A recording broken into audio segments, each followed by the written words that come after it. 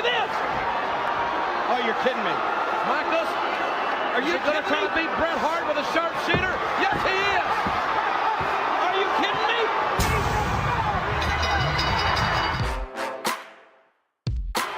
This is bullshit! Oh, we apologize, ladies and Screw gentlemen. me! Everybody screw me! Sean, you were in on that? Fucking idea. Nigga, nobody's gun is my fucking witness. Bret Hart screwed Bret Hart.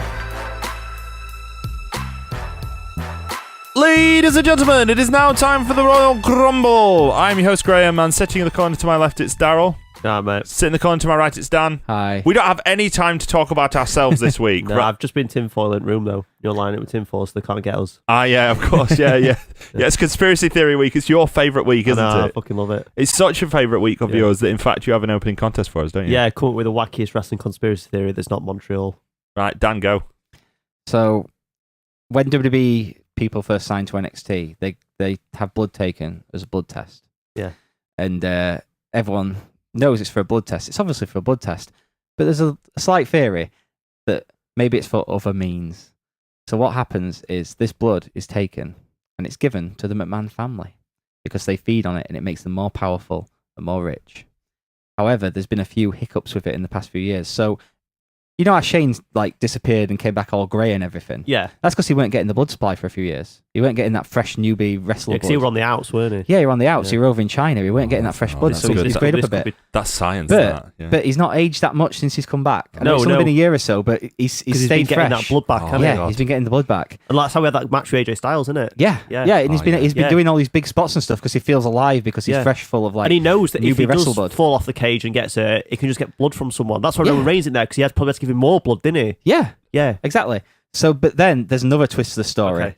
So Vince McMahon, he doesn't hold up to this theory, right? Because Vince McMahon's fallen apart. Okay. What happened is, Vince, he wants Stephanie and Hunter to be the two to take the company forward, and he needs them to be as strong as possible. Yeah. So Vince has given up his supply, and instead he's feeding off Linda. We haven't seen Linda in a long while. She could be dead. Yeah. It's just she's in the Trump administration. She's worse than dead. No. Shh. No, okay, she's disappeared. She's disappeared. Well, I've not Vince, seen her. Have you seen her? Yeah. She's not been on WWE TV for a long time, and it's because Vince is feeding off her, and she's just there, withering away. And I don't know if you've seen the vampire movie Daybreakers with Ethan Hawke. Well, in that, what happens is the vampires turn feral if they feed off vampire blood rather than human blood. Because in that thing, everyone's vampires and humans are used kind of like batteries, and they just feed off them. So in this world, Vince McMahon is going feral. Which is why he keeps randomly changing decisions every 2 seconds, and he's going mental, and it's just all this random stuff. So you're happening. basically saying that all them people are vampires? Kinda, yeah, kind of like vampires, but they don't they can come out in the sunlight. Yeah, that's good. But yeah, it's like you don't know what he did, but it was quite clever. I've got to say, he found a way to slither in an Arctic Monkeys quote just to satisfy his own need. So in a way, you're the vampire, but the vampire of culture. So yeah, the reason don't link me with culture. what culture's that? I've got him again. So yeah, Stephanie and Hunter's been feeding on it too, and not as much as Stephanie, obviously, but Hunter's been feeding on it, which allows him to get the bravado to do some of the things he's done even in the past week. But yeah, it's a whole thing going on, and when the NXT roster realizes what's happening to him, I think there might be a slight rebellion. Do you think Darren Young got fired because he's got bad blood? Oh dear. What's the pay-per-view? Let's move on. Yeah, that's okay. I'm not. Oh well, the only conspiracy theory I know is about Viacom taking over WWE, which is definitely a thing that happened, and they did it with chemtrails. Yeah, and that happened. But I mean, if you want to ask the real authority on it, I'd send someone to go and ask the Iron Sheik. So I dispatched someone several years ago to do that in a conference, and he's won. He never got back to me. I don't know. Audience of one. Yours is very good, but he's won. He's won for reasons we probably can't discuss on this show. I have an opening contest as well because we didn't do one last week. No, what's the point? Okay. Just a quick one, right? WWE's put a video up about because DC are releasing the Justice League film. Yeah. Okay, and they've said, oh, here's the Justice League, and they're all these people, but what if WWE superstars were in the Justice League? Okay. So, which 5 superstars do you think they've picked? Right. So, I'm going to take a guess from each of you. I thought we were going to have like who we'd pick to be in it. Oh no! I mean, you could do that, but what? Oh no, let's do this one Okay. because I want to see who they've put in position. Oh, Yeah, because some of these are mental. Right? Okay, so So are you gonna go by superhero? yeah. So I'm going to go by superhero. So the first one, the leader of the Justice League in the film, is Batman. So who did WWE say is their Batman? Roman Reigns, surely. No, because I'd have him pegged at another spot if it's in it. Really? Yeah. So Daryl says Batman. Yeah, Sorry, Daryl says Roman Batman. Cena. Roman Reigns. You're both wrong. Okay, who are the put as Batman? Finn Balor. Okay, Finn Balor. okay. There you go. Next up, Wonder Woman. There you go, Wonder Woman. Who's WWE's Wonder Woman? Charlotte. Both wrong. Sasha Banks. Okay. Next. So that's 0 to you and 0 to you. Okay. Well done. Next up, Aquaman. Right, this is somebody really shit. Zack Ryder. I know I'm wrong because they've not put Zack Ryder in this video. Roman Reigns. Yeah, 1-0. Right. I get that because he's the, looks like Samoan him. guy in it. But And he looks like him. Yeah. I was thinking Roman Reigns for Superman. But I don't know if Superman's in Justice League's. Yeah. I thought he was. Okay. Well, this is just the 5. Superman is in the Justice League, but he's not been announced for the film, but he will be in the film. But yeah, it's all that whole thing. But anyway, so they've just used the 5 that they've promoted for the film. So next up, Cyborg. Who's Cyborg? Yeah, well, Cyborg's the Is he like part man, part robot? part black man, part robot. Droz. But that's not. Oh God, he said Droz. That's not. Oh God, I nearly misled you by saying black man. That's not actually necessarily relevant to who they chose. But Cyborg is part man, part robot. Seth Rollins. Oh. You said just Seth Rollins. Are you sticking with Droz? No, let's go Triple H. Okay, you're both wrong. It's Dean Ambrose. Oh, of course it is. For no reason. Kind of close. This is the one I particularly enjoyed. Okay. So the final one is The Flash. Okay? Okay. Fastest man in the world. Yeah. Go on. So who did WWE compare to their version of The Flash? Akira Tozawa. No, not a terrible guess. Jason Jordan. Callisto is WWE. There we go. So Dan wins 1-0 because all of those are ridiculous. Yeah, Like 2 can I shots on point goals out that were saved. I was going to save my Superman guess for Cena, by the way. Yeah, that would have been if they were promoting Superman for the film, they definitely would have used Cena because they've done there's that WWE fighting game where there's literally Super Cena, isn't there? Yeah. Like he's a superhero fella. Right. Just another question on that one. Who is really Aquaman? Because Aquaman's the most useless of them all. I'd say Dolph Ziggler. In this film, yeah, that's true. Yeah, if it's classic Aquaman with his like orange and green and being blonde, yeah, then definitely. It's either. But in this, they've clearly gone, well, Aquaman's wank. How do we make him not shit? Get the massive guy from Game of Thrones, give him a big fork. Yeah. Nailed it. It looks like sultry Roman Reigns. Yeah. It looks like charismatic Roman Reigns. The thing is, do you know when he's massive, by the way? Do you see him on Graham Norton? No. Jason, well, he's massive. Absolutely when he huge. were in Game of Thrones, I thought when Roman Reigns came out in WrestleMania, he should have come out in gear inspired by him. Yeah, that would have been a good idea. I think Yeah, but then isn't his first scene in Game of Thrones kind of rapey? Well, you have to lower the tone, scene. don't you? I mean, but do you know what? Do you know the Kingslayer? He shags his sister. Yeah, good point. So I don't think they give a fuck. Right, stop talking now. I'm employing the buzzer system from now on. Okay. Right, here's the deal. Because there's so much news this week, but we also have to fit in our Montreal conspiracy theory, I'm employing a buzzer system. So we're going to have, I'll choose a limited amount of time to talk about each of these important topics. Okay. But if it's going too long, I'm hitting the buzzer. Okay. Because it's been a bumper news week, like an absolutely massive news week. So, top story, the most important story in the whole of wrestling, obviously, is that Paige is single. Yeah, breaking news. Yeah, Paige is single. She said it in a video, and it ruined the whole TNA show. So that works out well. How did it ruin a TNA show? Well, Alberto went on TNA, and he was like, "Oh, I'm back, and you all got rid of me." And I mean, the best way I can explain it is someone used that quote from The Simpsons during the week, but altered it. In fact, it was Matthew on Twitter. You know when Homer's the voice of Poochie, and Poochie tranks, and then they bring him back in, and he's like, "I've got some ideas for Poochie." When all the other characters are on screen, they should be asking, "Where's Poochie?"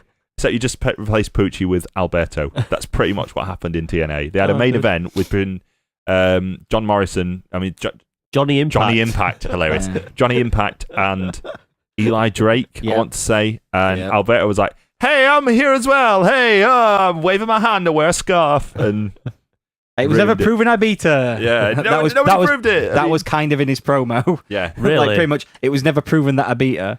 Just a side note, because we mentioned TNA, James Storm left. Did he? Yeah. Might come to NXT, might Will he? he? I hope they say no. Why? Because it's his own fault. He went to NXT I once. like James Storm. Yeah, but I'm annoyed with him now, right? Still. Because he had the chance. He went into NXT, right? He had a couple of dates and he used that as leverage to go back to TNA. If you go back to the person who's beating you, then, you know the circumstances. Okay.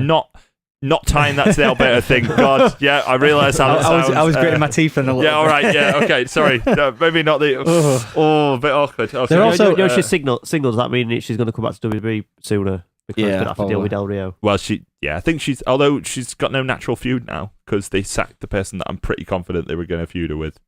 Yeah? Yeah, I think they were going to feud her with Emma. Just quickly about Emma, have you heard about that she was negotiating with Stardom and it fell apart?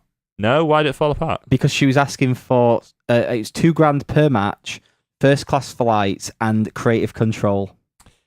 Yeah. Stardom aren't that big of a company to be asking that type of shit. She's not been on the indies for a long time, has she? No. She clearly thinks she's a bigger deal than she is. She was asking for 6 from UK promoters. That's not happening. Yeah, it's not. What, 6 figures?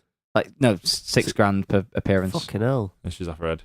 6 figures would be worse. Yeah, You've made it sound better by comparison, but it's not. No, 6 it's not, grand yeah. is It's not even ridiculous. Ric Flair charged that, Right. I don't think. No, I think he charged 8. It's not working. That's what I heard.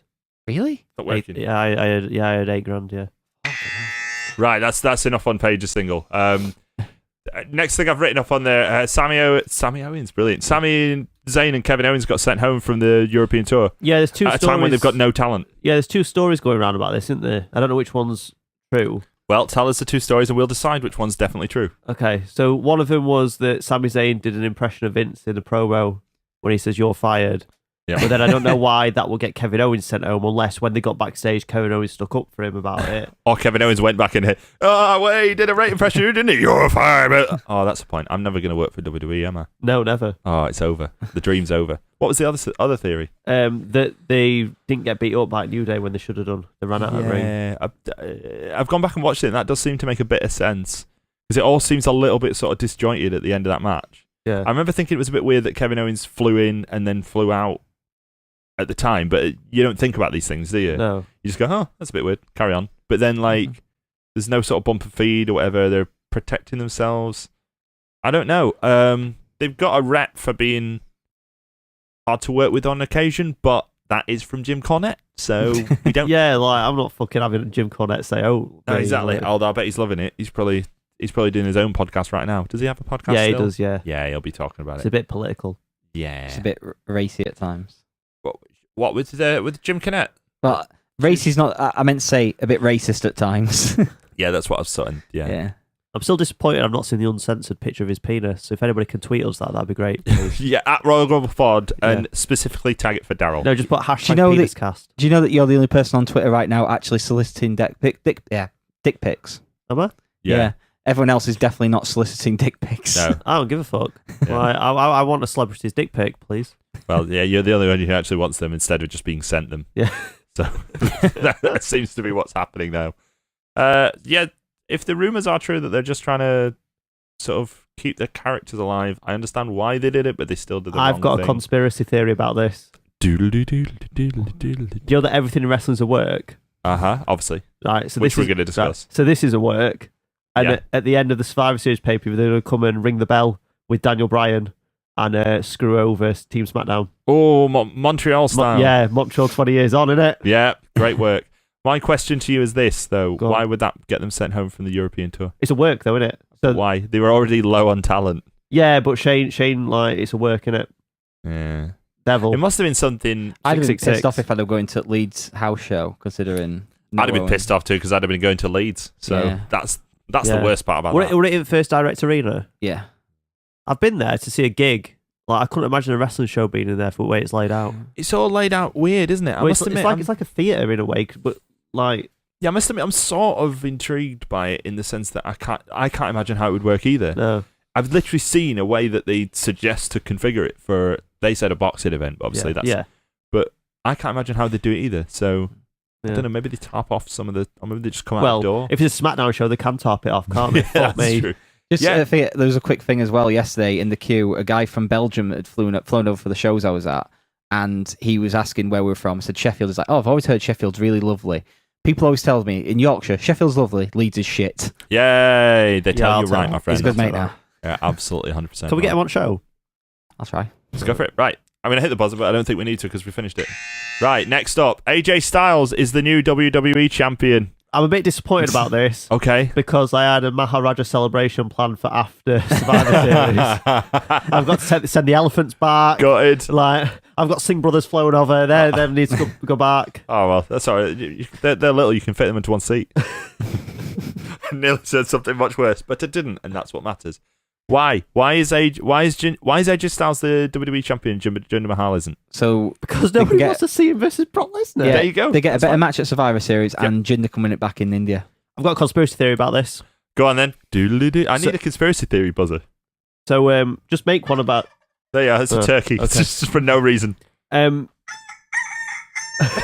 There you go. is that because most people are cocks? I didn't make any sort of comment. So my conspiracy is this was already planned like months ago because in the advertising in India it said that Jinder Mahal's a 2-time WWE champion. Which would make sense, except wasn't there also a poster with John Cena in the middle of Brock Lesnar and Jinder Mahal? I mean, that's what they want you to think, isn't it? That's just the work to throw that's you the off. work. Yeah, that's the work. Rather than wait for TV this week, they just like randomly had Shane McMahon tweet on Wednesday. By the way, Cena's back. Yeah. Hi everyone who follows me on Twitter. John Cena's going to be in Survivor Series in my team. Yeah, lol, forgot to mention on SmackDown. You know how things happen. There's so much going on. Too busy drawing blood out of Big E. Obviously. Which definitely happened. You think Shane's got his own supply? Well, yeah. That's why he's on SmackDown to get his own I supply. should clarify, there is still a SmackDown before the pay-per-view. There's still a show. It's still possible. They could turn it back. All right, well, if they do turn it back, what would be the point of switching the belt at this SmackDown? Make people actually come back to watch SmackDown in England, because this is I don't know if this is the first time they've not sold out or if it's the first time they've sold so poorly. Just a thought. Yeah, but It's the first time it's ever changed hands outside of North America as well. Because I read someone say it's the first time it's not changed hands domestically, but we know it's changed hands in at least one other country. Which other country? In 1997, it changed hands in a country that wasn't the United States. Did it? Yeah. What country was that, mate? Canada. Whereabouts in Canada? Montreal. 20 years on. Boom. No, I didn't. My buzzer's off. Right. Just ruined it. Anyway, we're not going on to that. We've got way more to talk about now. Have we? Are you looking for... Here's the question, though, right? So, Brock Lesnar and Jinder Mahal, we knew that was going to be a pretty terrible match, didn't we? Yeah. Brock Lesnar and AJ Styles will be a much better match. Will it kill AJ Styles a bit, though? Depends what they do, doesn't it? Brock's going to murderize him. Yeah. I'm worried now. I think we're going to get 2 weeks of, yay, AJ's the WWE champion. Oh, he's been squashed like a bug on a Do windshield. you think AJ's actually going to try and hit Styles Clash on him? No. That would be pretty good to see. No, it'll be a phenomenal forearm, but He'll catch Lesnar will him. catch him and F5 him. Yeah. Yeah, that's probably like, what do you think, 5 minutes for this? Yeah, maybe. Same again. I think if he gets 5 minutes, we're lucky, because then you can just treat it like any other match. Because like the Strowman one was probably only about 10, wasn't it? Yeah. And Samoa Joe one was about 5. I think maybe we just got to hope that it goes longer than 30 seconds. Let's just hope it's not a disappointment like his last few matches have been. Well, yeah. I think to be fair, whatever it is, it can't be worse than what Brock and Jinder was going to be. But then there's always glory in a car crash, isn't there? Yeah. Not an actual car crash, but a car crash match. Like I'm not advocating car crashes.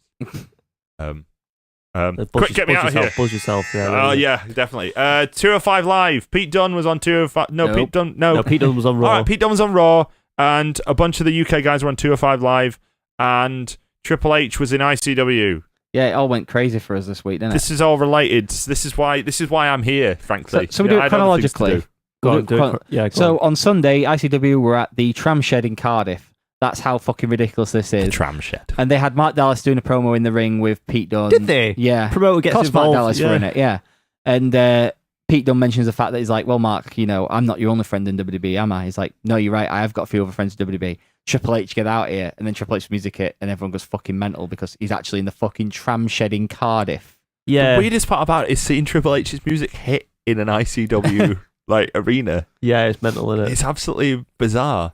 Like seeing him in the ring isn't quite as weird as the music and stuff. Yeah, the whole thing though, I think, because like, can you imagine if you were at that show? Because Yeah, you've gone that's to watch ICW, and no way you ever. You might think, oh, I don't know if Pete Dunne were advertised, but you might, in back of your head, you might be like, oh, they're close by. Maybe we might get a surprise. You from might Pete get Dunne. you're thinking best possible scenario. Oh, maybe. Well, WWE in the country. Oh, maybe Noam Dar will be here, Yeah. or Jack Gallagher, or someone like that. You possibly think you're not expecting that at all, No. are you?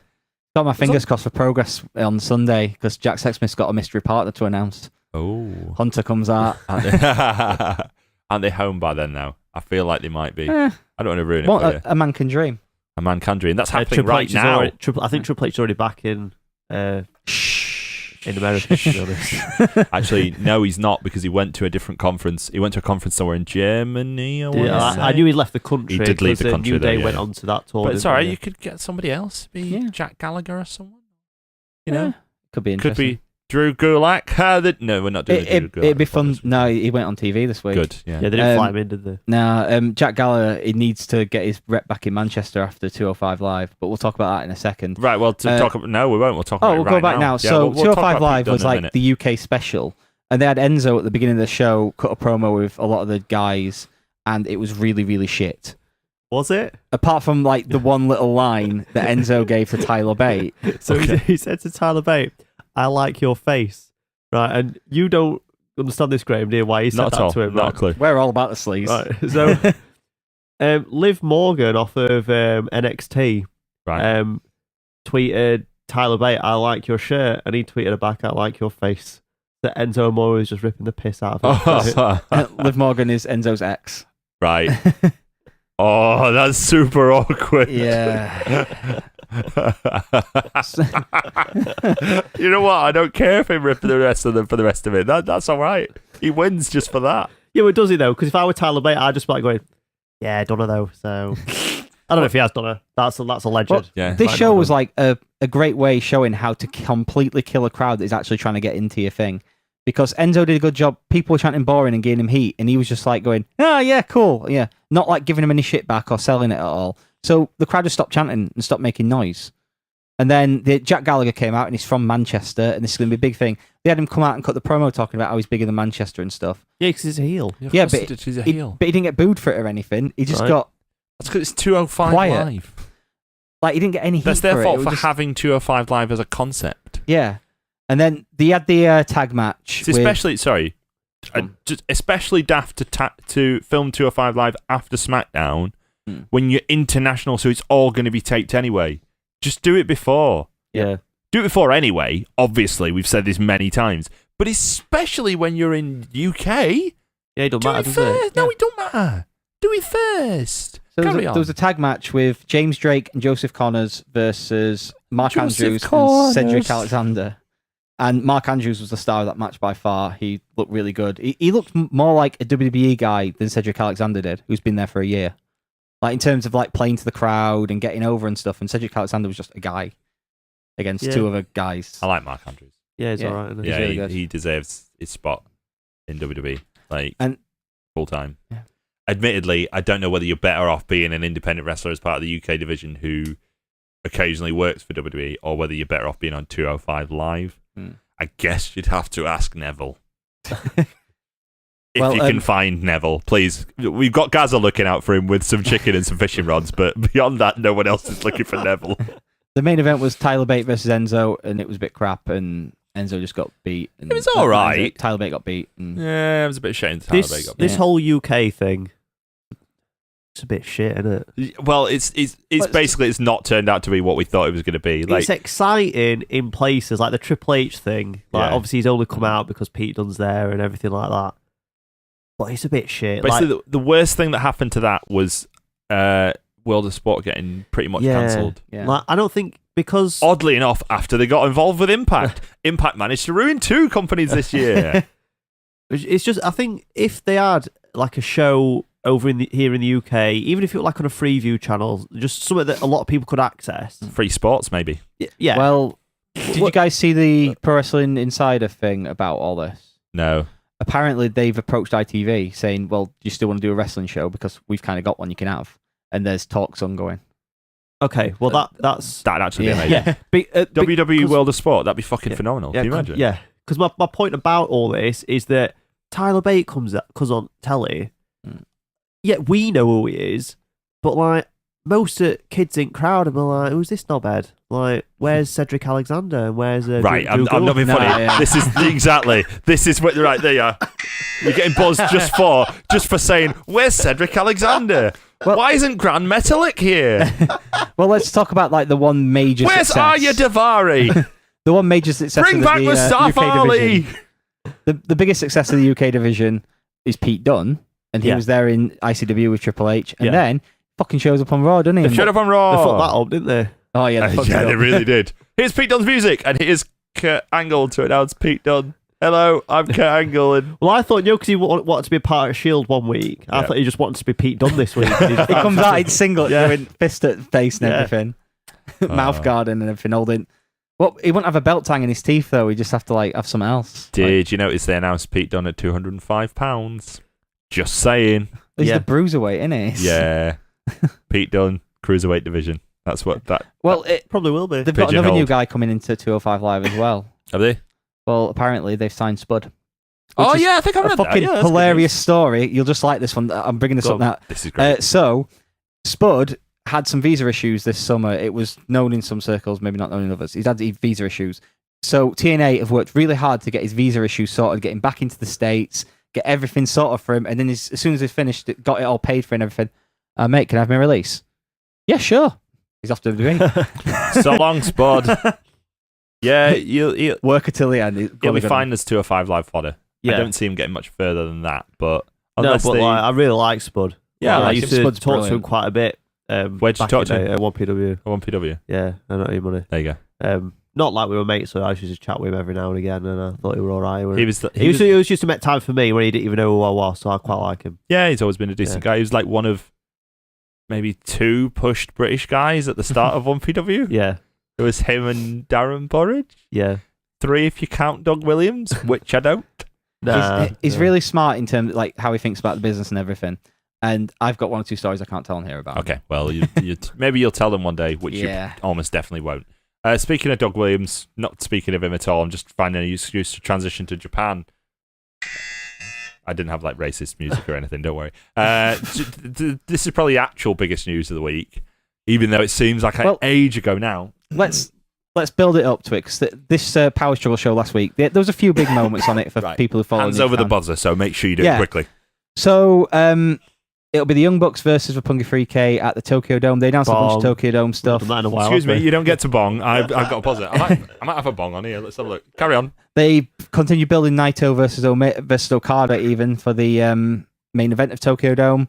We had a new junior heavyweight champion after Will Ospreay became the first British guy to win the title. Marty Scurll goes and beats him. What's the deal with that? Why do you think they switched it quickly? There's a running story in New Japan and elsewhere in Ring of Honor as well that Marty Scurll has Will Ospreay's number. Okay. Will Ospreay very rarely beats him. Marty Scurll always gets the better of him.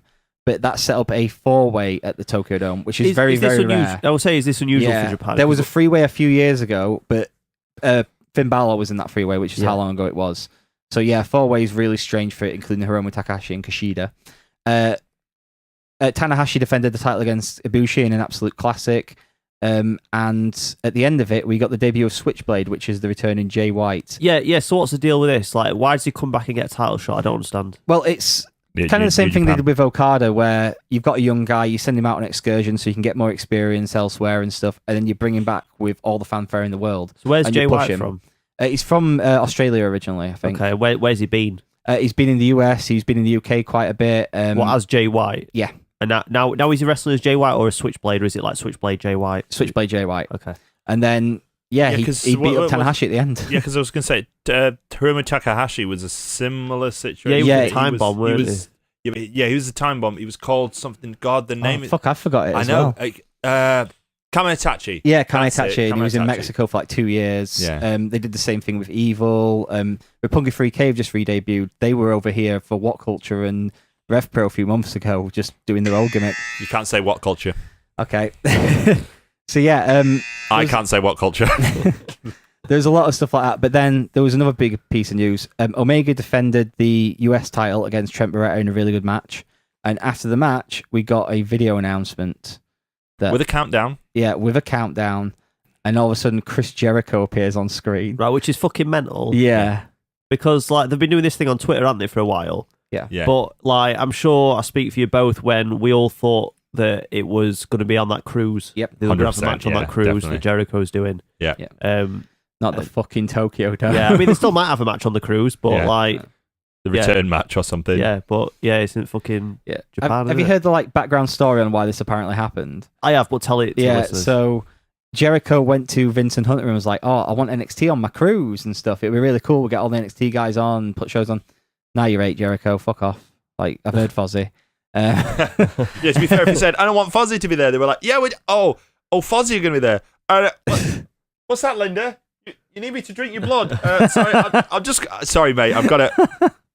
So, yeah, and so he said, because he's Jericho and he's a bit spiteful, he runs off to Ring of Honor and is like, "Hey, guys." And yeah, but I don't think that is spiteful, though, because he went to WWE first and said, "Look, can I have these NXT guys?" And they went, "No." So he thought, "Well, I want someone to do the idea, so I'll go to Ring of Honor," which is a like-for-like thing, I think. Kind of. In a way. Like, I mean, I don't think he's getting many of the New Japan guys on it as well, but apart from, like, Young Bucks. Maybe we will now. Omega. Maybe make some mates. Well, one of his things on Twitter was how good mates he was with Gato, the booker. But yeah, They tagged together in New Japan, didn't they? Yeah, years and years ago. They were there you both in the '94 Best of Super Juniors. There you go. What's considered the best Super Juniors tournament. so what happens now then, mate? The wrestle at Tokyo Dome, does he win belt? I don't think so. I think it'll be a one and done as far as New Japan's concerned. I was thinking it was a I one think and I think done. he'll do 2 matches. I think he'll do this one, and he'll be at New Year's Dash next day doing something, maybe teaming with Gato. I Yeah. was thinking that. And yet, I don't know why, I'm sort of changing my mind on it based on literally nothing. I think he might be on their next American show. Yeah, it could be because they announced it. It's in March. Yeah. It's at, 'Cause that's quite close. If it was yeah. like May or something, I think by then WWE would already come back and gone, right, come on, stop pissing about now. Back you come. just stop it. I've had enough, just stop it. So yeah, he'll probably be on the US shows as well because they announced that, and it's a much bigger venue, but not as big as they probably could fill. Yeah, so couldn't he win the belt and then drop it back to him at? I don't in think he'll go America? that way down. Yeah. I think he'll lose both matches. This is Jericho who didn't want to put Yeah, people that's over. true. But he's from the same hometown as him or whatever, innit? Yeah. Yeah. Even though Jericho was born in Long Island. Oh, shit. No, he And didn't. Yes, I he think did. if like New Japan had been much harsher about a WWE guy coming in and beating one of their top guys, especially a guy they rely on so much for US market. Yeah. Just put his ideas out there. Yeah. So are we excited about this? I am super excited. Yeah. Like, I was actually like every quite year I excited. say I'm going to watch Wrestle Kingdom, and then I just watch like the main event or something. This I mean, admittedly, that might happen again, but I'm actually excited about this match rather than just going, I got told to watch it, so I will. Well, I don't know what your viewing habits usually are for Wrestle Kingdom, but what I do is I ask him what the best matches are, Yeah. and then just get him to tell me which ones to watch. Same thing. Because- Most time it's like just watch second half, mate. Yeah, because like a lot of it's bullshit at the start, Yeah. isn't it? They had that Scott Norton Battle The Royal, Rumble, didn't they? yeah, the Rumble that at was the beginning. good. But like usually, like this year, I plan to watch Jericho Omega, Okada Naito, the 4-way for the junior title, and the Jay White thingy match. Tanahashi. They're the ones that I plan to watch, and then if any others are good, I'll get him to tell me. Young what Bucks to- Roppongi 3K will be really good. One thing that amused me a little bit is I saw someone bitching about this, going, "Oh, they've thrown away all the Omega and Ibushi storyline." I'm like, "Yeah, of course they have." Yeah. If I you mean, The only person who should be pissed off about that is Ibushi because he's got to Ibushi. wrestle fucking Cody now. Well, exactly. No, I will watch Yeah, that that as well. is worse. But Oh, yeah, but Cody Rhodes. wait, Kota Ibushi, it's his fucking fault for running around pretending to be a fucking cartoon character, isn't it? Like Yeah, if he he had didn't the do a chance. year going, oh, I don't want to be contracted to anywhere. He might have got his storyline a bit earlier, dickhead. I reckon. So how I see the storylines going in New Japan, just a quick prediction thing. Naito's winning the title, and I think he will lose it to Omega at Dominion, and then the feud coming out of that will be Omega versus Ibushi for the title. Yeah. That's how I see it So going. where does Okada sit in all this? They like to keep people out of the title picture for a little while, so I can see him being out of it for like 6 months to a year, and then coming back into Doing it. what though? Because like he's their big He'll star. win isn't he? G1 again next year. What about the US title? How does that figure into it? He can drop it to someone like Juice Robinson. Just fling it on. Yeah, Juice but you don't Robinson. think it's important to put it on somebody big? I know who It could have is. it. You're only smoking mirrors. This is I'm not even like. You're only smoking mirrors to me. Yeah, this is the guy who's your best champion, Ring of Honor. Next, Juice Smoke and Robinson's Mirrors guy. Juice Robinson's getting really, really over. It's crazy. Like it's mental considering he was fucking CJ Parker. He he's not only Smoke and Mirrors, is he? So Is too he bad. over in America? Genuine question. Because He doesn't wrestle there much. Because as much as he's ripping piss, Cody's quite Oh, yeah. over to a lot of fans in America. Yeah. And that American title is surely the main belt that they're going to defend on the In the American US. shows. So I think in terms of New Japan fans, he is, but the outside thing, it's good to keep it on Kenny Omega for now. yeah, Plus- but I mean, like yeah. in your fantasy world for future, Right?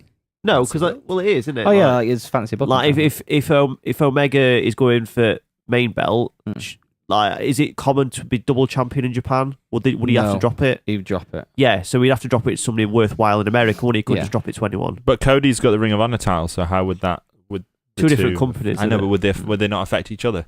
I don't know. It'd affect Ring of Honor's booking, wouldn't it? Because I think Yeah. it'd make him not be able to. I don't think they're as upset about the US title as they would be the IWGP or the Intercontinental title. Yeah. Wait, I don't think Kenny Omega will be wrestling Ibushi at the next year's Wrestle Kingdom because Daniel fucking Bryan will be out of contract with WWE. Yeah, there you go. Ibushi's it's going to keep happening to Ibushi. Yeah. Like, this year we're going to... Daniel Bryan, come Yeah. on.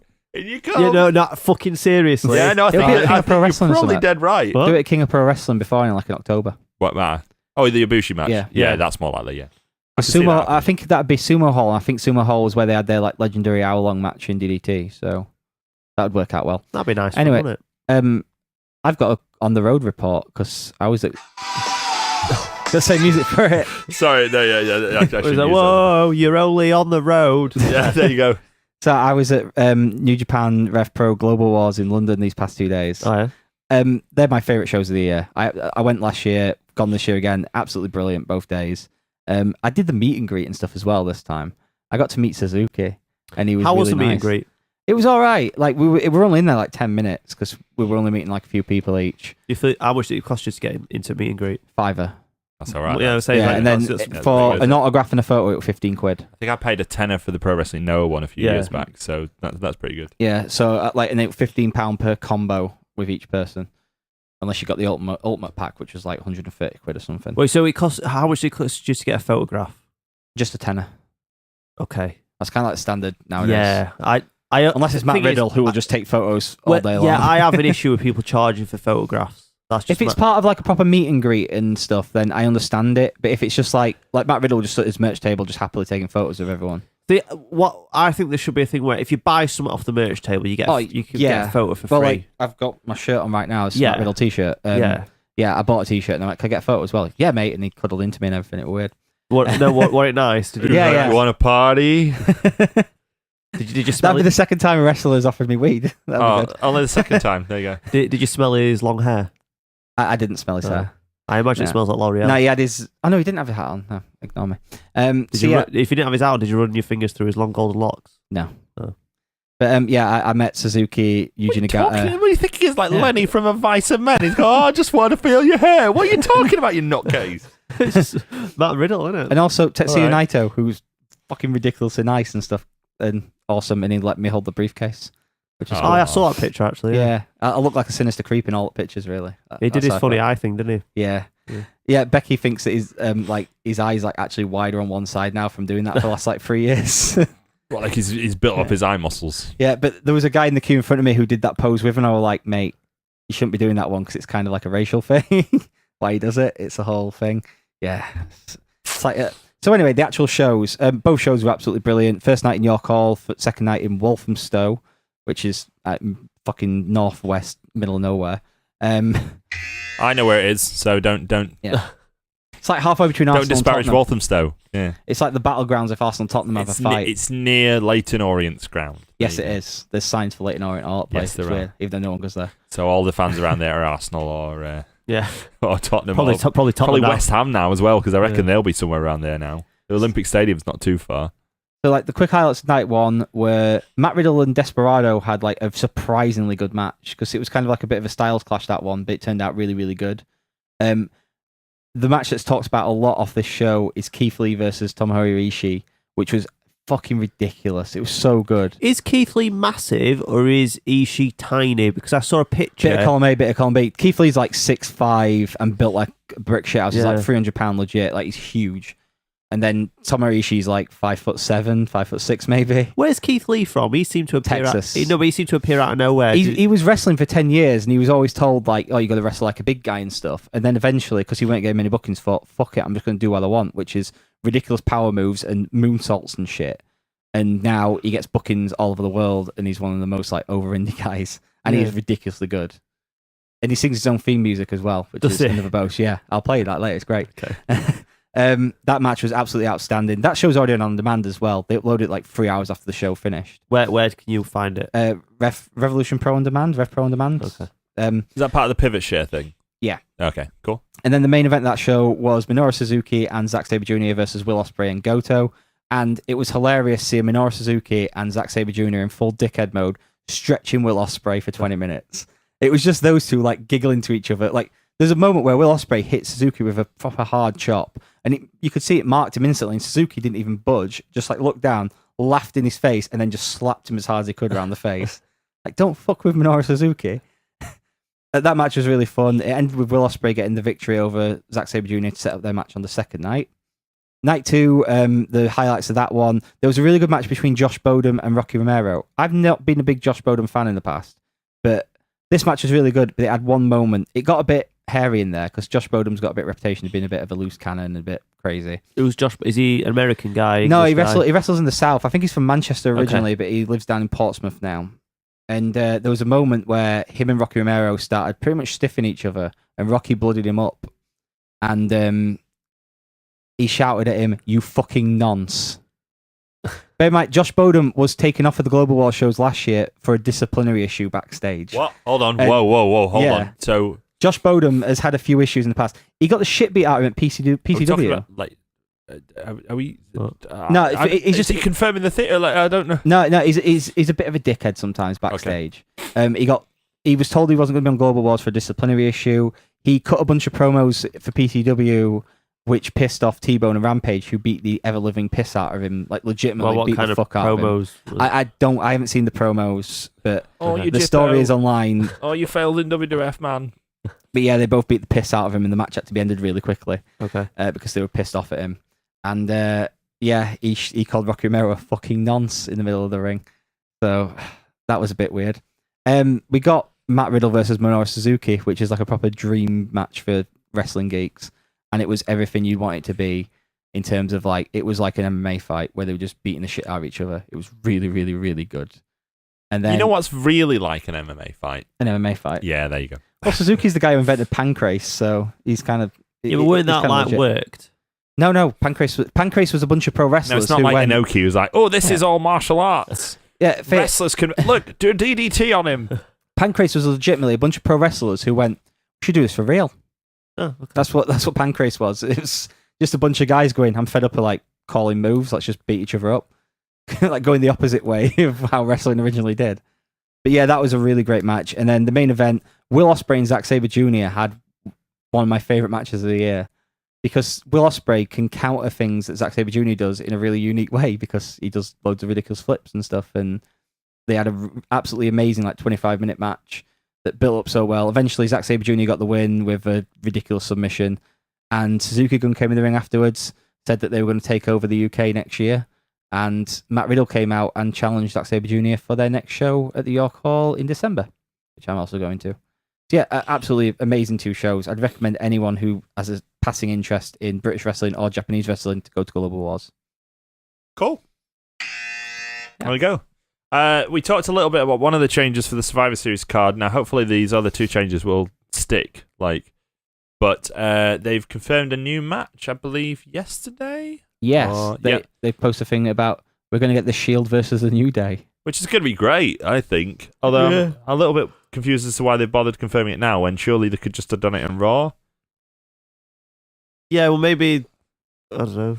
Yeah, they could have done. Yeah, Like, it's a bit different with the 5-on-5 because, like, you know, they've only got one SmackDown before the show, and I imagine Cena probably isn't going to be on it, or I don't know if he will be on it. Probably not, but I don't know. It just seems like surely because they're hyping up that the Shield are reuniting on Raw, so why not do that? Ambrose and Rollins lost the tag titles, by the way. We didn't even mention that. Yeah, because of the New Day. Yeah, because of the New Day, because they got involved. So, like, Roman's like, I'm not having that. I'm Aquaman. Back I come. On the SmackDown Go Home show, is that when Raw invades then? It's got to be. Yeah. If they don't, then they're a huge bunch of fannies, surely. Yeah. I mean, like, who have they got to worry about? Baron Corbin? Zack Ryder? Yeah, they were there when they beat up other people on Raw, though, weren't they? So. Yeah, Zack Ryder were there getting touched up, weren't he? I've done Zack Ryder felt. And John Cena's been confirmed as the final member of the SmackDown Live. See, I understand why it was done on social media if he can't be on SmackDown, but surely there must have been a thought of, well, we could do a thing where we're going to announce the 5th member and it's a returning superstar and like all this stuff, and we're going to announce it on SmackDown.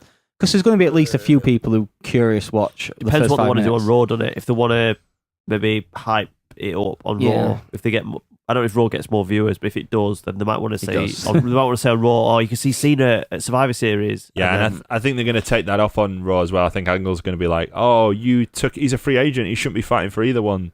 Because I think that was originally going to be the sell of him being the ref in the Brock and Jinder match. Was like, well, I'm impartial, I'm a free agent, so I'm just going to work for like whoever. Money. But like, yeah, he's just going to fight for SmackDown instead. But frankly, to be fair, they're better off having him in a match. Like, this is the thing. If John Cena's available, don't have him ref. Get him in a match. You know what I mean? Whack him in a match. There's like Austin and shit around to do referee jobs. Yeah, although I don't think he wants to. No. But and Cena's a bit too busy tweeting about how funny Daddy's Home 2 is. Yeah, Daddy's Home 2. Yeah. What's that? It's that film that's got Mel Gibson in it and John Lithgow and Mark Wahlberg and Will Ferrell. See, I saw the poster and half of it was like, I'd love to see a film with John Lithgow and Will Ferrell in it. And then the other half was, Mark Wahlberg I don't mind when he's doing serious roles, and Mel Gibson's behind him, so this could go anywhere. Yeah. Thing about like Will Ferrell is it's always 50-50 with him, isn't it? Like, it could be something great or it could be Get Hard or Semi-Pro. The concept of Get Hard is hilarious. Wait, Bewitched. Yeah, Get Hard's the one with Kevin Hart, isn't it? Yeah. Where he assumes that black guy knows about how the street is because he's a black guy. Yeah. Yeah, the concept of it is really good, but it's Will Ferrell and Kevin Hart. Yeah. Kevin Hart, a.k.a. the thing that grows on the Rock's back that just won't get off no matter what he tries to do. Although I did watch Central Intelligence and it was all right. Yeah, I quite enjoyed that. Did you not feel like the third act just suddenly appeared? A little bit. It pleasantly killed a few hours. Also, it felt like they tried to find an excuse to use like the Rock's Fast and Furious gear at the end. It's just like, I'm just going to put my Fast and Furious Shield-esque gear on. Oh, that's where he got it from. Borrowed it from his cousin Roman. Clearly, yeah. There you go, because they're such good cousins. You wrote Braun. Yeah, I don't know why. Why? I can't remember. I don't know why, because all he did on Raw was have a match with The Miz and just batter him a bit. I mean, we could just celebrate Braun every week for my liking. I want the Braun Christmas jumper. Yeah. I really want to get that one. There's a Braun Christmas jumper? Yeah. Yeah, there's a whole range of them. Is it really? Yeah. I don't know how I feel about Christmas jumpers. There's a Jericho one that says you just made the list, which is pretty funny because that's like a naughty list, isn't it? I must say as well, by the way, obviously it's not Vince. We know it's not Vince. It's Vince's Twitter handler. But Vince's Twitter handler wished Jericho a happy birthday this week. How far in advance are them tweets planned? Good point. Yeah. Put his tweet deck I don't know. I thought he would be on the Mortarium, you know, like when Austin was like, I can't do that podcast. They were like, right, Jericho podcast. Everyone likes the Jericho podcast. We'll do podcasts with Jericho. Austin? No, Jericho. Yeah, because I'll bring the cowbell. Don't bring your fucking cowbell. I thought he'd be on the outs. You know what I mean? Yeah, he probably is. Yeah. Vince probably sacked the person that did that. Maybe that's why Sami Zayn and Kevin Owens were sent home. Exactly. You're friends with Jericho. Maybe he fed their blood to Stephanie. There we go. We've confirmed all these conspiracy theories. But you know what? We haven't discussed about the biggest conspiracy theory about them all. What's that? The biggest conspiracy that you should know more than anyone, Daryl. Go on. I proposed that we... Well, actually, I said it last week. You were going to do the debate about the conspiracy theory about Montreal. Was it a work? Was it not a work? It definitely was a work. Well, Dan, do you have a contrary opinion to this? Kinda, yeah. Well, okay, there you go. Let's explore these opinions. We're going to do that straight after this now.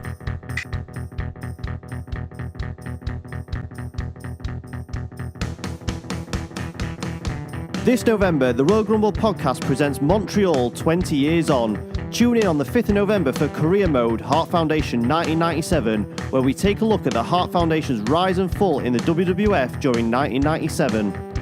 On the 12th of November, we discuss whether we think the Montreal Screwjob was all planned out ahead of time.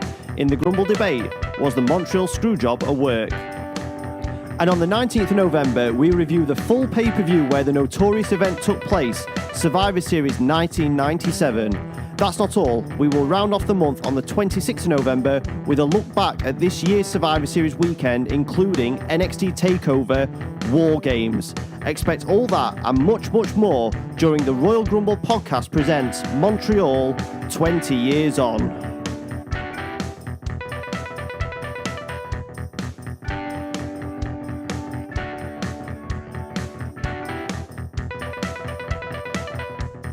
And we're back with the Montreal Screwjob 20 Years On. You're back, Graham. I make no apology for my absence. I know. Furthermore, I refuse to make any sort of acknowledgement that I was even absent in the first place. You just wanted to come in for a good debate. Yeah, well, exactly. Well, when you told me about what happened in the first half, I thought I had to come up and clean up the second half. Daryl. Yeah, I might dropped an F. Look, let's just it was edited out. Let's just carry on. Right, the Great Debate, Volume 2. Fight. It's Daryl against Dan. Right, what's our topic for the Great Debate? Well, we've discussed it already. We've brought it up in our advert already. They know because the advert played just before. I know, but I'm building the tension here. Daryl told me. This is why I do this shit. How about I put it to you, or do I put it to Dan? Who am I putting it to? Put it to Dan. I have nothing to say on this apart from one thing. Okay, I'll put it to you, Dan, that the Montreal Screwjob was a carefully orchestrated plot between Vince McMahon and Bret Hart in order to let Vince save face publicly because he couldn't afford to pay Bret his contract for the agreed terms. It also allowed Bret to remain a babyface to all elements of the fan base because he was forced to jump to WCW rather than leaving of his own free will. It also turned Vince heel, which helped WWF to its biggest boom period. That is one long-ass question. I was just going to say, work or not. Yeah, he's got notes. Yeah, he's got notes. He's got a whole blinking computer. Yeah. He's got Jesse Ventura on his side. Yeah, I left porn hard drive at home, mate. Ah, good. You brought the regular one. Yeah, good. Whereas I've got years of blindly following the Hart family, and I would say bollocks. Excellent. I'm pleased. Nice. Good response. Is that from Bulldog's point of view? That's 1 point to Dan. 1 point to Dan already. Dan's ahead. Yeah, enjoy Catch your up, orange Daryl. juice. Right. Catch up. What's his opening statement? Oh, I did it. Shit. What? You missed that reference, but no, let's carry on. Steamroll past it. I don't want to bring any light to that. We're off. I literally didn't hear what he said. So. Yeah, but I'll listen back. It's fine. His opening statement was better than yours, Daryl. What's your opening statement? That was my opening statement. Yeah, right. Okay. It took him about 3 weeks. Well, okay. What's your counter argument then? All right. So everything in wrestling is a work. So Elaborate. So obviously the official. I'm not a work. The official. Can you work me, Daryl? I don't know. Oh, I've put my hand up your ass before. I don't know if it worked. Obviously the official story is that it was all legit, but let's put it to you like this. So Shawn Michaels, heavily involved in it, claims he were one of people that knew everything about it. Didn't initially. No, but he has since. In the intro to the show, the clip from Wrestling with Shadows. I swear to God. Swear to fucking God. Well, wait, because I'm going to come back to that as well. Oh. So that's later on that. I can totally see where that part's going, by the way. It's going to be like proper 9/11 conspiracy style short change. So Shawn Michaels and Triple H both heavily involved in it. In shoot interviews, Scott Hall, Kevin Nash and Sean Waltman, who weren't in the company at the time, but are best mates with them to the point where I believe they've all... No, at Scott Hall's Hall of Fame, they all closed the Hall of Fame. Yes, they did. And when Nash was inducted, all of them, bar Scott Hall, because he was busy getting pissed, closed the Hall of Fame. Yeah, he was. So they're best mates. But them three all claimed in various different shoot interviews that it was a work.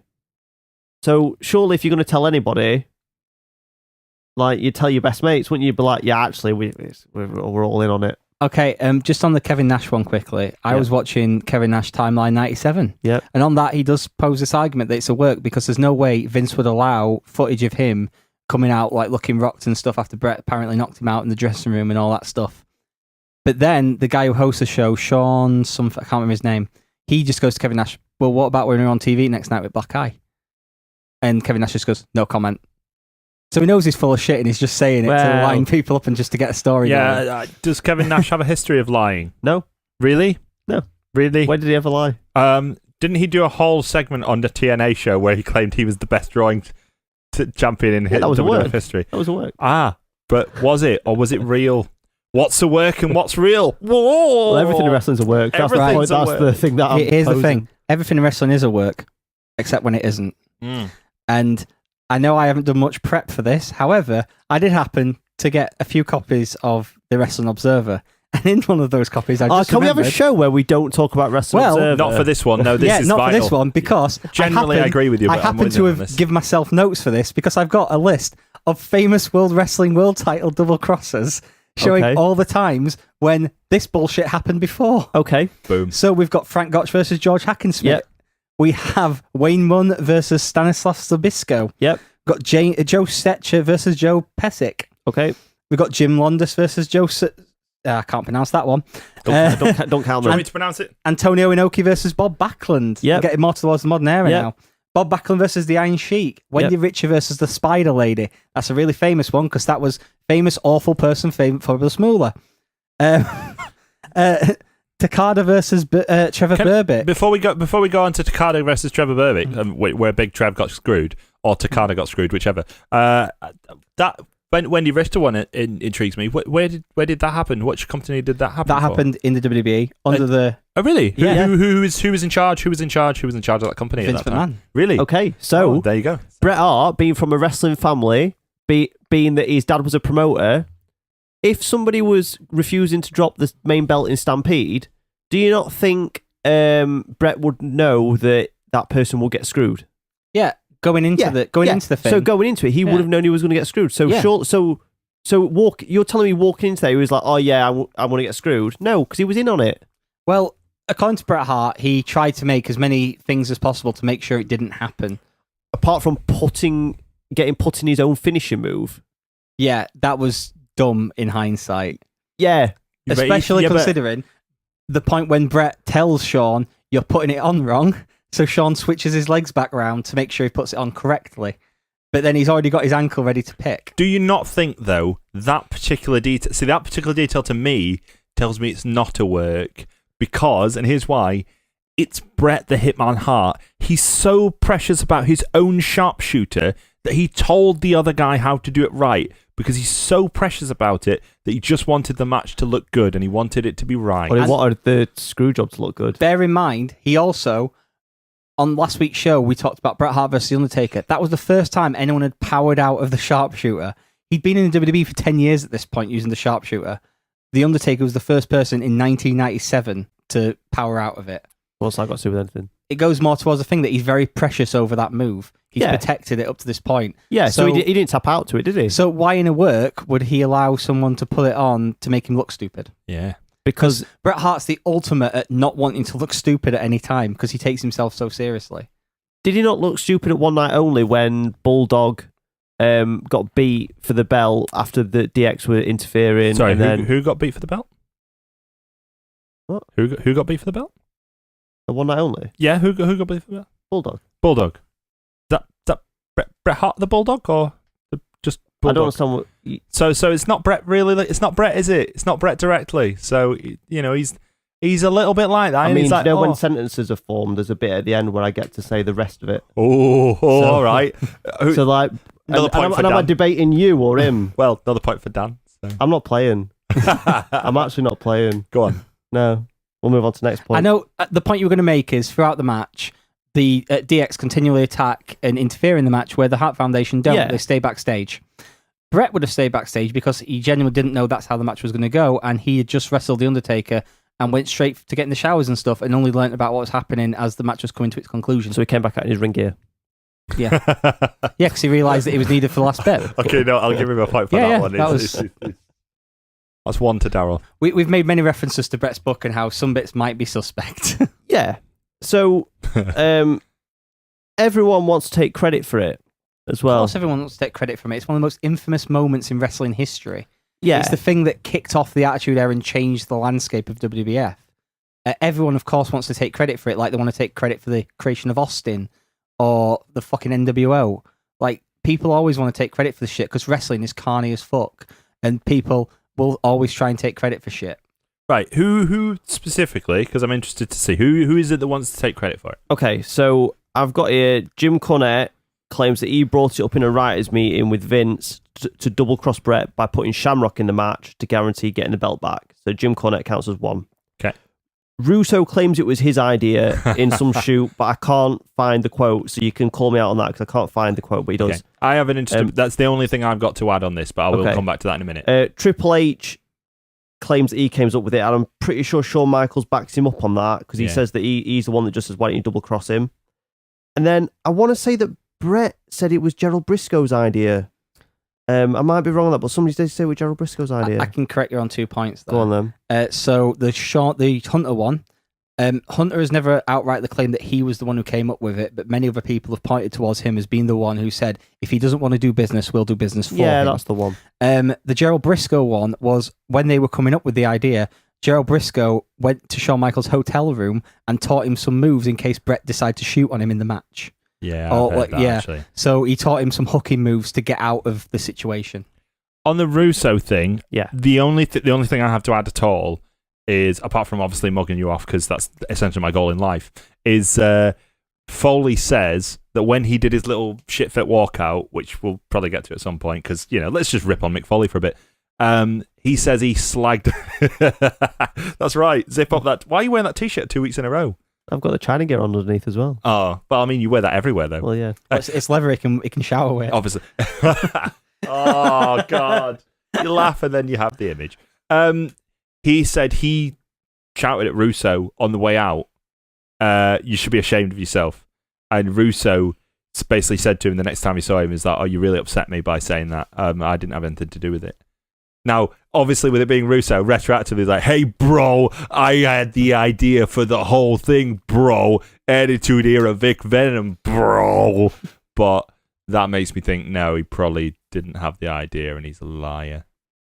Yeah. See, I would argue it's just everyone being carny as fuck, because you could add Bruce Pritchard to that list as well. Do you think Bruce Hart probably had the idea? Yeah. Don't you think? I think it was Bruce. Yeah, that's another point later. So actually, Bruce Pritchard doesn't take complete credit for it. He says it was mentioned previously, but then they discussed the DQ finish that was apparently supposed to happen, which is why he was in the sharpshooter, because it was going to get reversed. Bret put the sharpshooter on him, and then DX comes out, interferes, Hart Foundation come out, big schmoz.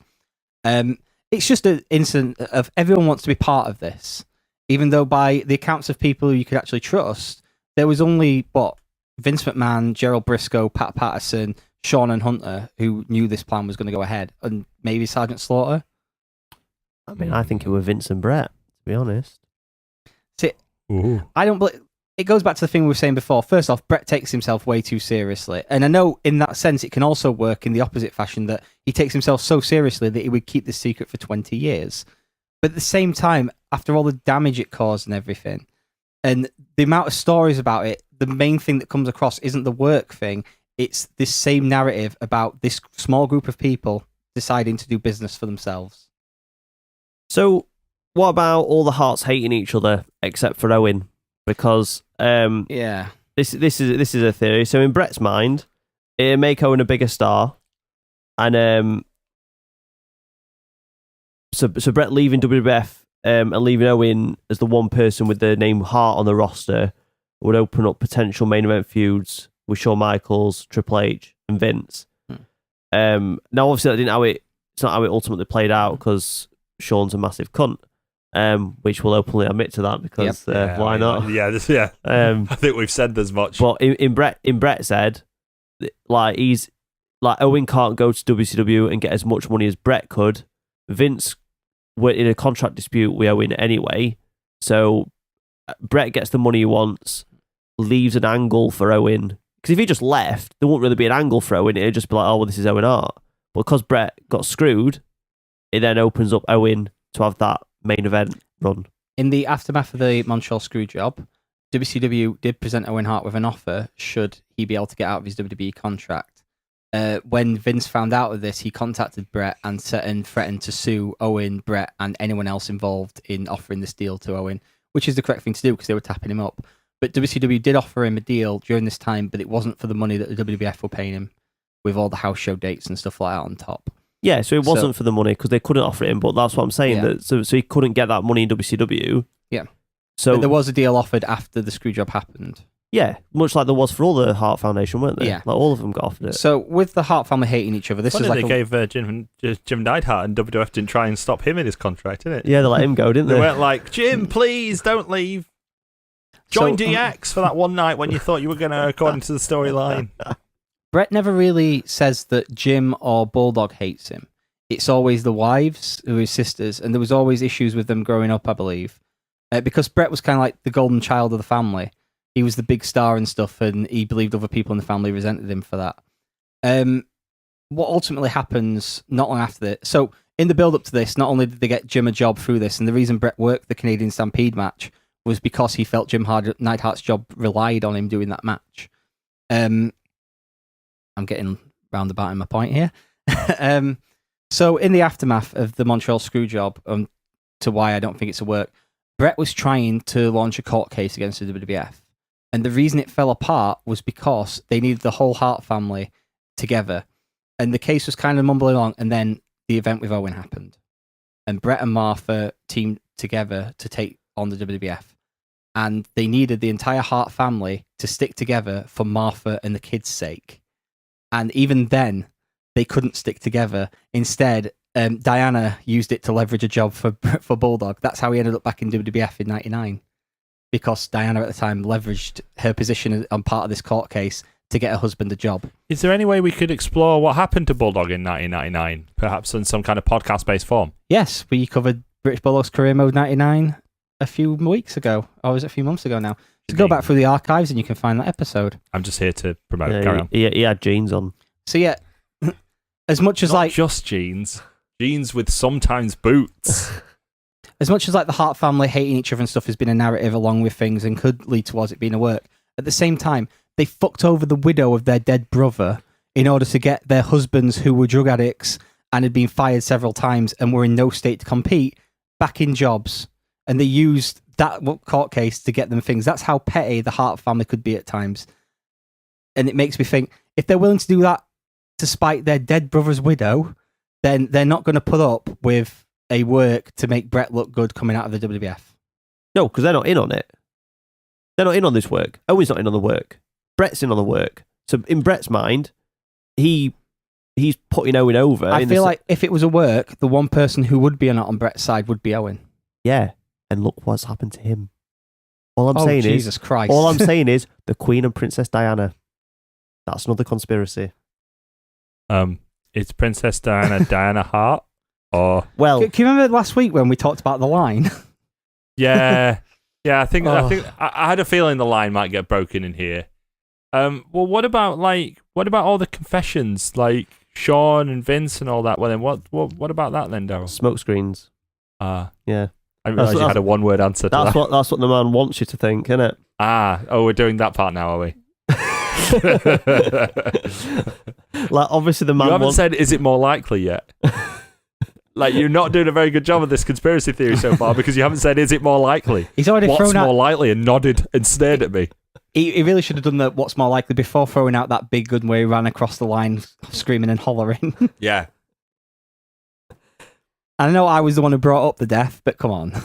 On the Jesse Ventura conspiracy-o-meter, it's Alberto orchestrated the BP oil spill. So while we're on to Vince, Yeah. Vince knows how to cover his tracks. So, did Jimmy Snooker murder Nancy Argentina? Oh. Because in Snooker's autobiography, he said that while he was in custody, Vince came into the police station with a briefcase, and he doesn't know what happened after that. There was no record of Snooker being interviewed again after that visit. Obviously, he got interviewed like 20 or 30 years on, whatever it was, but like at the time, there was no record then. And then I've also got what is the real reason Macho Man never worked for the WWF again.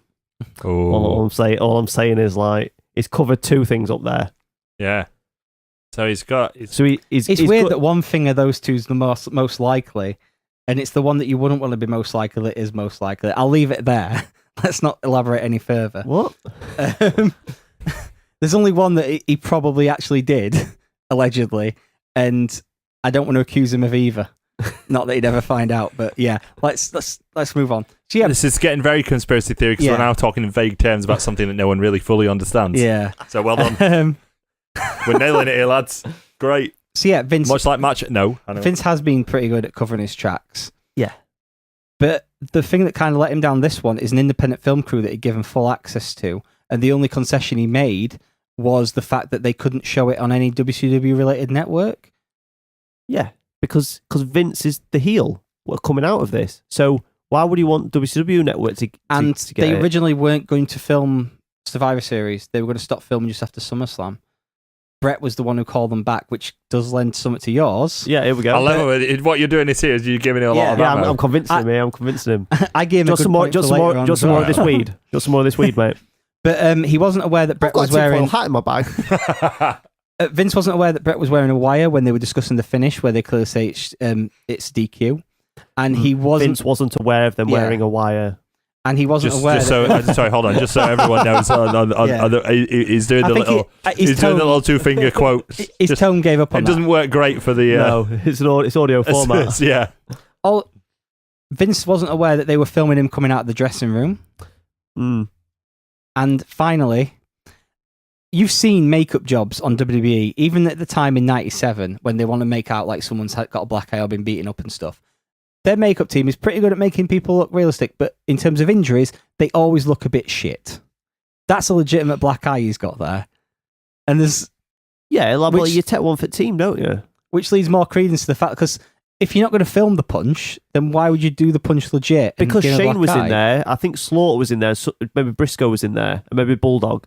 So like the people... Sean was in there too. Yeah, so there's people not involved... Crying in the corner according to Brett's book. Well, exactly. There's people not involved in the conspiracy in there. So, of course he's got to make it look real. Because if they get into the room and then the hug, and it's like, well, now there's more people that know about it. The less people that know, the better. So he gets a bit of a punch. Does he work in his son as well then? Yeah, he's working everyone. Wow. Vince is a nut job. And now that's an argument you can't debate. I don't think anyone would argue whether or not Vince is a nut job. Yeah. So he's a nut job. So getting on, you mentioned Shawn Michaels crying. Get on Shawn Michaels. You put a little quote in the start that's like says something. I had nothing to do with it. As God as my witness. And is he a Christian? Well, he is now. Yeah. He also came out the very next night and made fun of Bret Hart as a crybaby and all that stuff. Yeah, on the air, because he was working an angle, because everything in wrestling's a work. Is it more likely? Come on, say that at least once. Is it more likely, Dan, that the whole of 1997 bills to Bret Hart being screwed at Montreal? Yeah, so it does. Like, that's something, it's very hard to argue. The Montreal Screwjob is almost the perfect ending to the year build-up of Bret crying out that he's been screwed by this company and Americans no good to him and all this stuff. Yeah. It is a very compelling argument. But at the same time, Bret's not going to let his story end with a Screwjob finish.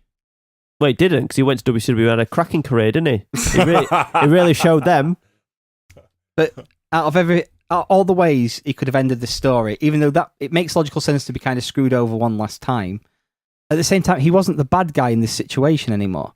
Shawn turned heel at SummerSlam and feuded with The Undertaker. Bret had almost become the de facto babyface here, and especially in Canada, he was the biggest star going.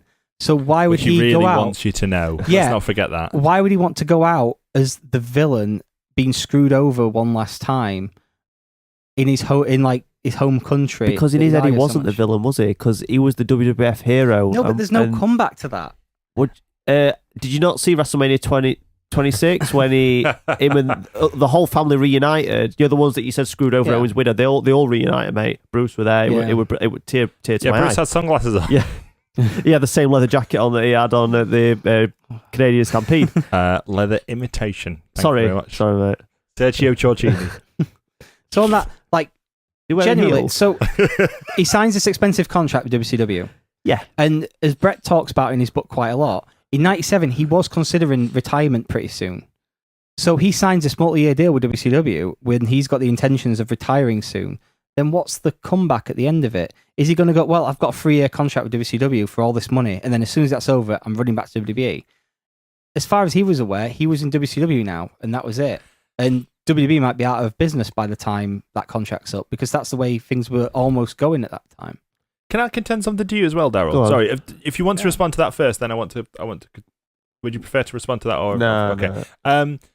So say we take your argument that it is all the work. Okay, right. What's the end game for that in terms of afterwards? Are you contending that it was all a work and it's all been a work all the way since? Or are you saying that it was all a work and then Brett got fucked over afterwards? Or are you saying he wasn't fucked over at all? So the screw job was a work. Obviously, that's what we're saying. That's what you're saying. Yeah, we're all saying it. So the end game out of that, if you like, is Brett goes to WCW. Yep. So he's he wanted more. No, so he didn't want more money. Vince couldn't pay him the contract. Yep. So he can get that money somewhere else. Yep. So he knows his worth. He goes to WCW, gets that money. Okay. Vince, and he goes there, and he's not gone. He's not jumped ship like he sees Razor Ramon doing or Diesel doing. He's got kicked out. Yeah. Because he went there not of his own free will. That's the only place he can go make money now, because Vince, the bad guy, has kicked him out, and he's a good guy. So he's a big baby face, and he thinks in his head he's going to go there, debut, and everything's going to be fucking fine. He don't think Nick Patrick's going to fuck up a count or any bullshit like that. Like, he thinks everything's lovely and hunky-dory. Vince, massive fucking heel. He's been doing it in Memphis for about a year. He loves being a heel, so now he's been a heel on WWF. Yep. So in Vince's head, he's like, brilliant. Brett screwed Brett. I'm a heel. We're off to races with Austin. Mm-hmm. Now is Brett in on that? Brett's in on the fact that he can get the money from WCW. He's not really. He don't know that Austin's going to be the big star. He just think, well, this. I know I'm getting screwed at some. I'm not really getting screwed, but I'm getting screwed at Survivor Series. Okay, so therein lies my second question. Yep. Not a retort as such. Why in that case does Brett not return for so many years? I mean, the whole Owen situation probably didn't help matters. Right. So maybe he want, because in this theory, he thought Owen was going to become a bigger star after. I wouldn't say slot into the Austin role, but if you think about it, Brett goes. Who's going to defend Brett? Well, it's Owen. Logically, and who's he going to defend Owen against? Shawn Michaels. Yeah. Vince McMahon. Yeah. Who did Austin feud against? Shawn Austin. Michaels and Shawn Michaels, Vince McMahon. So I'm not saying he would have been a big star, but like that's sort of the feud he should have been slotted into, and then he didn't, and he died. Right. So even though even though Brett and Vince were co-conspirators in the screw job, yep. Afterwards, their falling out is still very much real. No, because like the punch thing, that was fine. Like he was all in on the punch. Yeah, I get that. Yeah. So what falling out bit? Which bit? Well, when Owen doesn't get the slot that Brett expected him to get, then in fact their falling out is real. Yeah. That's okay. Okay, right. Because I can get more on board with that. Non-disclosure bullshit that he's not allowed to come out and say that it were a work. Wouldn't somebody know about a non-disclosure? I mean, Jerry McDevitt's a good lawyer, mate. Big J Dog. Yeah. So I've got something I want to bring up. Go on then, mate. So we've talked about the fact that Vince couldn't afford Brett's contract. That's what he informed him, because he was going through hard times at the time, not in just a road sense. He was struggling to make ends meet. However, it's been widely reported as completely true as well, because he was caught having a meeting with this person. Vince was talking to Hulk Hogan at this time, because Hulk Hogan's WCW contract was coming up. Yeah. And the idea of getting rid of Brett's contract was so he could afford Hogan's contract. And this was talked about by Bruce Pritchard on his show as fact.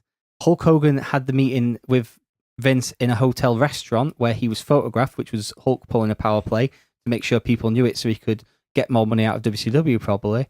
But it's kind of well regarded. And also in Dave Meltzer's very detailed Aftermath of Montreal, he talks about it as well, that one of the big things going around is that he was clearing the money so he could bring Hulk Hogan back in. But Hulk pulled the power play, which led to WCW bumping up his contract even more. So what point am I? If it's a work, why is Vince talking to? Hogan? Why is Vince talking to Hogan? Because he can't afford Hogan unless Brett goes. Yeah, so Brett goes, then he gets Hogan. What's the issue? But then that leads more towards it not being a work. Because why would Brett willingly leave to But let Brett doesn't Hulk know. Hogan gets his Brett doesn't money? know Hogan's coming in. So there's still real elements in Well, this. I'll change that bit. Do you know who the person was who gave Dave Meltzer all the information to investigate for the Montreal Screwjob? Who was that, mate? It was Bret Hart himself. 2 or 3 days after the Montreal Screwjob, Bret Hart, who hated Dave Meltzer at the time, on advice of his agent, contacted Dave Meltzer and told him the full story and said, please investigate every fact thoroughly. You will not be able to prove me wrong on any of it. And that's why Dave Meltzer reported it in such a thorough fashion as he did, because Bret gave him every single detail of the story. So Bret knew that they were dealing with Hulk Hogan at the time. All I'm saying is Dave Meltzer is not 100% accurate 100% of the time. He's not 100% accurate. Whoa, hold on now. You may besmirch Bret Hart, you may besmirch Shawn Michaels, you may besmirch Vince McMahon, but I shall not have you questioning the integrity of Mr. David Meltzer, good sir. I will think, because just last week he made a comment on thing that was completely wrong. However, with this stuff, his Montreal coverage is considered some of his finest work. There's so many people, everyone apart from Bruce Pritchard pretty much claims that is a definitive account of what happened at Montreal. Okay, so you can't use Bruce Pritchard earlier on in that same argument and say Bruce Pritchard said this, and then say Dave Meltzer's right, and then say, but Bruce Pritchard doesn't agree with it. So Bruce Pritchard doesn't agree with the full thing. I should make that part clear. There's bits he doesn't agree with, but in general, that's more because Bruce Pritchard just doesn't agree with Dave Meltzer. Now, if Dave Meltzer got all this information from... Wait, who did he get it from again? So he originally got it from Bret Hart, and then he investigated it. Bret gave him all the keys to investigate the story thoroughly with all his sources. So I will get onto that, because So you think Dave Meltzer's part of the conspiracy? No. Bret Hart could have just given him the information that Bret Hart wanted him to receive. Then Vince McMahon said, Bret, why don't you give him this? I know, because he was using all sources. Bret doesn't know who his other sources are. So he said to him, here's the full Vince story. Is another source, isn't it? Because he does admit, he talks to Vince a lot at this time. But when it comes to all the other information that Vince wouldn't want to give up, even like whether it's a work or not, like he has other sources that Bret doesn't know who it is. Probably Mick Foley, though, wasn't it? It was almost saying, let's get in here right and he now. manages to he not only manages to, what's the word I'm looking for? Collaborate? Yeah. Sorry, I can't speak. Collaborate, yeah, I've been talking a lot. He not only does that, but he goes further than the information Bret originally gives him and creates this massive... It's almost a book worth of information on this stuff, which he managed to compile just 2 weeks after the event. And from all the multiple sources he uses, and he still talks about today in interviews and says, there's many things I question in the wrestling business, but the one thing I don't question is Montreal. And if I'm going to trust anyone's opinion, I'm going to trust Dave Meltzer's on this one, because you can clearly see he's done the work on it. All right, so you've got a journalist backing you up. Either he's part of the conspiracy, or he's right. You've got a journalist backing you up. Another well-respected journalist has done a documentary on whether Montreal was a work or not. Are you questioning the good name of Joe Dombrowski? Not Dombrowski. Whatever. He is my absolutely favourite pimpled announcer. What does Joe Dombrowski have to say about it, Daryl? He just thinks he thinks it's a conspiracy as well, mate. What does Anthony Kingdom James have to say about it? I don't know, but he took a picture of a dead horse once. Have I told you this story? It's funny as fuck. No. So, at the old 1PW offices, I don't owe you money. There was a field down the road from it, and I've got this story second hand. I wasn't there for him doing it, but you could see some horses in the field. So he walked down to have a look at them, and there was a horse dead on the floor. And for some reason, he decided to take pictures of the dead horse. Not of the other horses, but just of the dead one. And then they all went out and flogged it, did they? I think so. And then Danny Rod came along and he bought the horse and then flogged it. after Dragon Ice had come along and bought the horse and flogged it first, and then sold it to Danny Rod, who also flogged it, but in Ellesmere. Audience of 4. Right. I think we're going to have to close this up, because otherwise it could go on forever. So we give just a final argument. Yes. So I'll let you go first, Daryl. All right. In summary, the fact that the people closest to those involved don't believe it was real. There is not one person who is given sole credit for coming up with the idea. it made Bret the ultimate babyface, which benefits him, and Vince the ultimate heel, which benefits him too. And if there was any way it could come out Vince as previous with covering things up, I believe the Montreal Screwjob was a work. Wow. The end.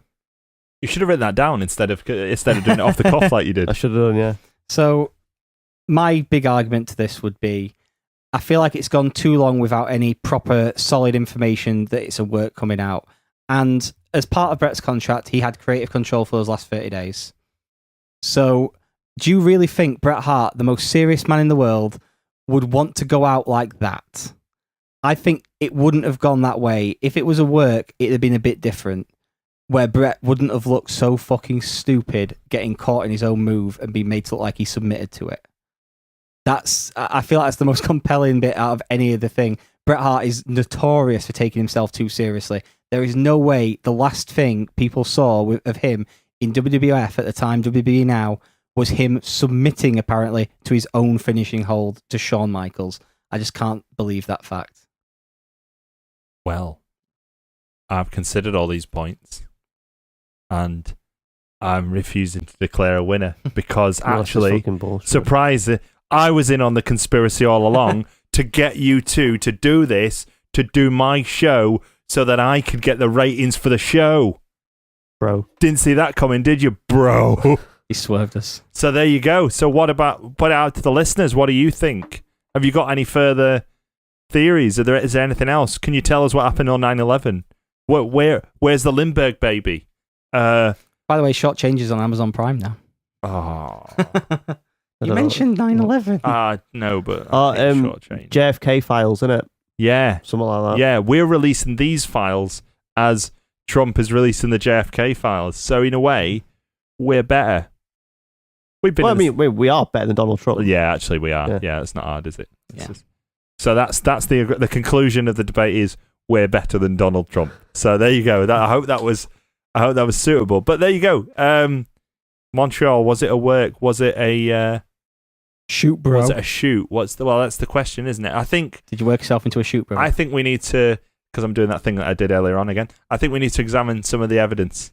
Okay. Much closer. In fact, we need to examine the specific event in detail. Yeah? Yeah, maybe like they said in that advert, like before we started this, that we should watch. He had a sexy voice, him. Yeah. In the advert before. Yeah, well, I'd do him. I had slightly mixed I'd feelings. throat fuck him. I think. I think you do him on a regular occasion. All the time. Yeah. Especially when watching the show we're going to review. Oh, well, naturally. Survivor Series 1997. It's the Montreal Screwjob, the actual full show. Some people watch more than just the main event. We are the only ones. It's us. Nobody else, just us. We're going to watch the whole of Survivor Series 1997 and review it for you guys next week. Gang rules. Gang rolls. Rolls. Get it right. Rolls. Gang rolls. So that's it. Say goodbye, Daryl. Goodbye, Daryl. Say goodbye, Dan. Bye. Don't forget to go to facebook.com/Royal Grumble Pod. No, facebook.com/Royal Grumble. Twitter.com/Royal Grumble Pod. That's where you can tweet us your conspiracy theories. Email them into royalgrumblepod@gmail.com. Why not? Just go for it. We haven't had an email in a while. That's it. Bye for now. I'll see you next time if you're still there.